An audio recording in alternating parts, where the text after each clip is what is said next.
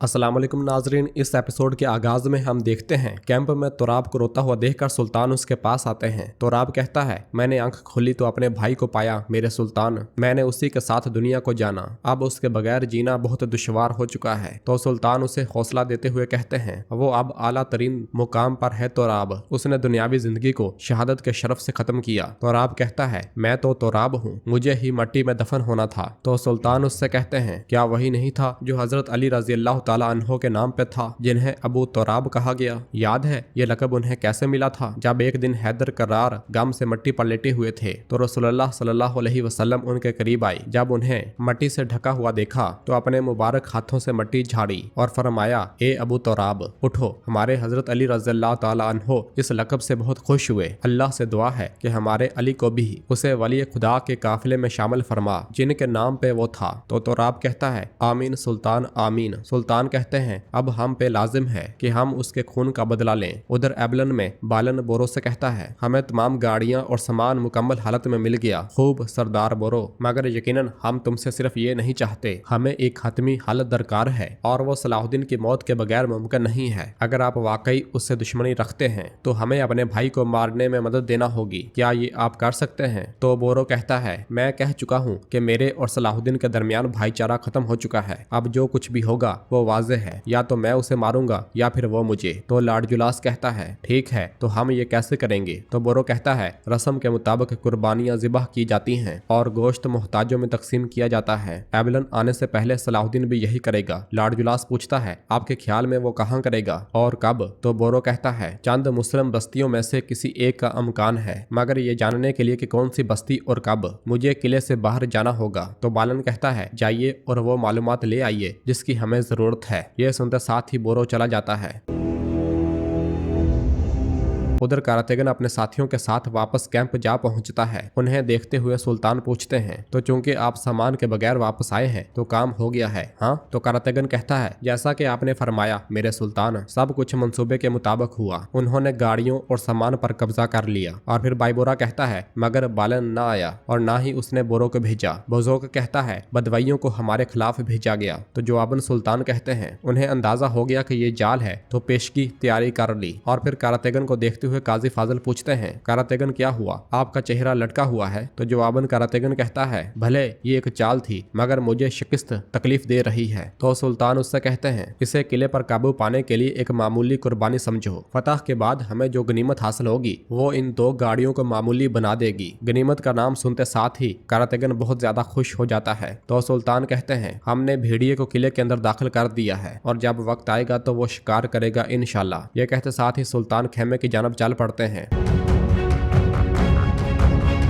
नाजरीन, फिर इसके बाद हम देखते हैं कि खुफिया मकाम पर लाडगाय बिस्तर पर आराम फरमा रहा होता है और लाडगाय का वफादार कमांडर भी उसके साथ होता है और वो उसे सहारा देकर बैठा देता है। तो लाडगाय कहता है, हमें फौरन कुदस जाना होगा। ये कहते साथ ही वो जैसे ही उठ खड़ा होता है तो इसी दौरान विलियम के सिपाही वहां दाखिल होने के बाद अपनी तलवारें उन पर तान लेते हैं और कमांडर कहता है, हमने आखिरकार तुम्हें ढूंढ लिया। जबकि लाडगाय उसे गुस्से के साथ देखता ही चला जाता है। उधर एबलन किले में लॉर्ड जुलास बालन से कहता है, जब हमने सरदार बोरो से अपने भाई के कत्ल की मदद मांगी तो उसकी आंख तक ना फड़फड़ाई। मेरे ख्याल में अब आपका शक दूर हो गया होगा। तो जवाबन बालन कहता है, अभी नहीं लॉर्ड जुलास, अभी नहीं। और फिर मार्कोस को वहां बुलाकर कहता है, मैं चाहता हूं कि आप बोरो और साहिरा खातून पर नजर रखें, लेकिन एक मुकाम पर जानबूझकर अपने आप को जाहिर करें। यह सुनकर लॉर्ड जुलास उससे पूछता है, और इसका मकसद क्या होगा? तो बालन कहता है, अगर उन्होंने मार्कोस को देखा और समझा कि वो बच निकले हैं तो वो यही समझेंगे कि उनका पीछा खत्म हो चुका है और उसके बाद मैं खुद उनकी निगरानी जारी रखूंगा। यह सुनकर लॉर्ड जुलास खुश होते हुए कहता है, मुझे एतराफ करना होगा,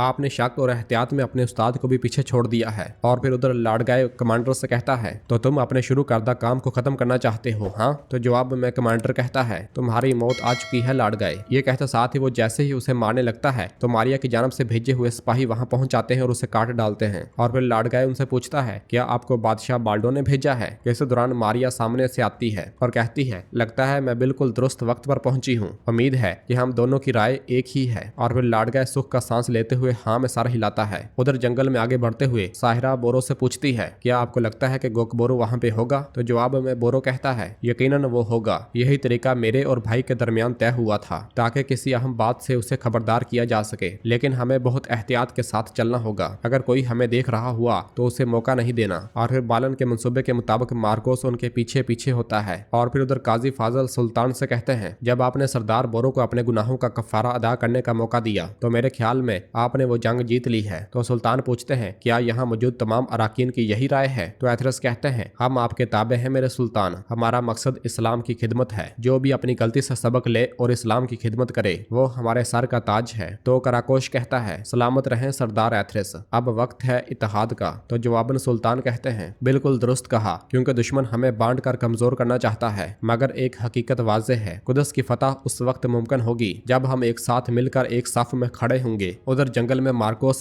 बोरो और साहिरा का ताकुब जारी रखे हुआ होता है और एक मुकाम पर पहुंचते साथ ही मंसूबे के मुताबिक लकड़ी तोड़कर आवाज निकालता है। जिस आवाज को सुनते साथ ही वो दोनों एकदम से रुक जाते हैं। बोरो कहता है, हमने जैसा कि अंदाजा लगाया था वो हमारे पीछे लगे हुए हैं साहिरा। यह कहते और सुनते साथ ही वो दोनों घोड़ों से उतर जाते हैं और तलवारें बेनियाम करते हुए आगे बढ़ते हैं। आगे बढ़ते बढ़ते बोरो को वहां से सुलेब का निशान मिलता है, जिसे देखते हुए बोरो कहता है, बालन ने बूढ़े को भेजा है। ये मंजर देखते हुए मार्कोस बहुत खुश होता है और फिर बोरो साहिरा से कहता है, आप ऊपर वाली जानब से ताकुब करें और मैं वादी के किनारे से नीचे आऊंगा। यकीन होने के बाद कि कोई पीछा नहीं कर रहा, मुलाकात वाली जगह पे आ जाना। यह कहते और सुनते साथ ही वो दोनों अपने अपने रास्ते की जानब रवाना हो जाते हैं। उधर एक मकाम पर बैठा बालन मार्कोस का इंतजार कर रहा होता है। कुछ देर के बाद मार्कोस उसके पास पहुंचता है और कहता है, जनाब, जैसा कि आपने हुक्म दिया था मैंने अपनी शिनाख्त जाहिर कर दी है। अब वो यही समझ रहे हैं कि वो मुझसे जान छुड़ा चुके हैं, मगर वो एहतियातन मुख्तलिफ रास्तों पर रवाना हुए हैं। तो बालन पूछता है, बोरो किस तरफ गया है? तो मार्कोस एक जानब इशारा करते हुए कहता है, वो वादी की तरफ से गया है। तो बालन उससे कहता है, अच्छा तो तुम किले वापस जाओ, 2 सिपाही साहिरा के पीछे भेजो, बाकी मैं खुद देख लूंगा। अब सरदार बोरो का असल चेहरा सामने आएगा। देखते हैं कि वो हमारी सफों में घुसा एक जासूस है या फिर वो वाकई सलाहुद्दीन का दुश्मन बन चुका है। ये सुनते साथ ही मार्कोस फिर से रवाना हो जाता है। और फिर इधर कैंप में सुल्तान कहते हैं, अगर एबलन गिर गया तो वो जानते हैं कि कुदस का जाना यकीनन है। ये एक नाकाबिले तरदीद हकीकत है। जो कोने में आ जाए वो बचने के लिए हमला करता है। तो काजी फाजिल कहते हैं, यानी कि वो आपको कत्ल करने का मंसूबा बनाएंगे। तो सुल्तान कहते हैं, मुझे जरा बराबर भी शक नहीं, इज्जत से जंग करने की बजाय वो मुझ पर वार करेंगे, मगर हम पहले ही इसकी तदबीर कर चुके हैं जब हमने बोरो को उनमें शामिल किया। अगर मेरे भाई बोरो ने उनके फरेब को जाहिर कर दिया तो वो अपने ही बिछाए गए जाल में फंस जाएंगे। उधर जंगल में बोरो सुल्तान के बताए हुए कुएं तक जा पहुंचता है, घोड़े को बांध देता है और आगे बढ़ता है, जबकि बालन भी छुपकर उसे देख रहा होता है। इसी लम्हे गोकबोरो वहां पे आता है और गुस्से से कहता है, एक गद्दार, तुम्हारे लिए सिर्फ खयानत ही काफी न थी, क्या अब तुम जासूसी भी कर रहे हो? ये कहते साथ ही वो बोरो पे टूट पड़ता है। बोरो पूछता है, क्या कर रहे हो? तो गोकबोरो उसे जमीन पर पटकते हुए कहता है, बालन यहाँ पे मौजूद है। ये कहते साथ ही वो उस लम्हे को याद करता है जब वो छुपा हुआ था और उसने बालन को बोरो का पीछा करते हुए देख लिया था। हालात को समझते हुए बोरो भी हमला कर देता है और कहता है, मैंने तुम्हें एला के किले में बचाया था और तुमने मेरी बजाय सलाहुद्दीन की गुलामी को तरजीह दी। तो गोकबोरो कहता है, मैं किसी गद्दार के साथ खड़ा नहीं होता। और फिर उन दोनों के दरमियान तलवारों से लड़ाई शुरू हो जाती है और लड़ते हुए बोरो आहिस्तगी से उससे कहता है, वो मेरे भाई को दुआया तकरीब में कत्ल करने का मंसूबा बना रहे हैं, मैं तकरीब की जगह बताकर उसका एतमाद हासिल करूंगा। तो गोकबोरो कहता है, मुझे जख्मी करो। बोरो का इनकार करने पर वो उससे कहता है, हमारे पास कोई और रास्ता नहीं है, चलो। ये सुनते साथ ही बोरो उसे पीछे धकेल देता है और फिर गोकबोरो कहता है, अगर मैं तुम्हें गिरफ्तार न करूं और सुल्तान के सामने पेश ना करूं तो मैं मर्द नहीं हूं। ये कहते साथ ही वो जैसे ही हमला करता है तो बोरो अपनी तलवार उसकी गर्दन पर तान लेता है और कहता है, मैं तुम्हें आखिरी मौका देता हूं, आओ और एबलन के महाज पर मेरे साथ सलाहुद्दीन के खिलाफ लड़ो।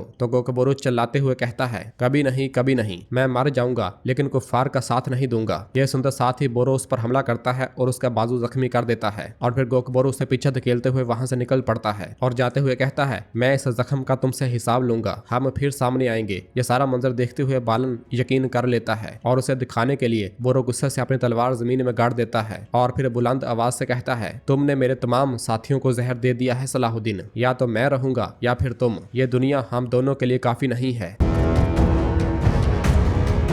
तो नाज़रीन, इसके साथ ही एपिसोड भी खत्म करते हैं। मिलते हैं बहुत जल्द अगली एपिसोड के साथ। वीडियो को लाइक कर दे और जिन दोस्तों ने अभी तक चैनल सब्सक्राइब नहीं किया वो जल्दी से चैनल सब्सक्राइब कर दे और बेल आइकन यानी घंटी वाले निशान को भी प्रेस कर दे ताकि आने वाला एपिसोड आपको आसानी मिल सके। दुआओं में याद रखें। अल्लाह हाफिज।